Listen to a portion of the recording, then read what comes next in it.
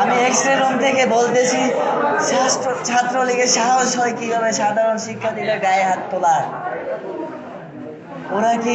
ওরা কি ছাত্র না? ওরা কি আমাদের ভাই না? নাকি আমরা কেউ না? আমরা কি রাজাকার সবাই? আমরা কেউ রাজাকার না। প্রধানমন্ত্রী কেন আমাদের রাজাকার বলবে?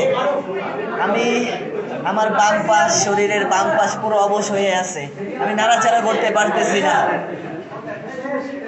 আমার আরো ভাইরা আহত। আমার পাশের প্রতিষ্ঠান শেখ বুরহানুদ্দিন, দুঃখিত, বদরুন্নেসা কলেজের এক আপু সেন্সলেস হয়ে গেছে। সে বৈষম্য বিরোধী আন্দোলনের সমন্বয়, সে সেন্সলেস হয়ে গেছে। আরো শতাধিক আমার ভাই ও বোনেরা আহত হয়ে গেছে। এরা কেন আহত হলো? প্রশাসন কেন নীরব? প্রশাসন কেন ছাত্রলীগের সাথে হচ্ছে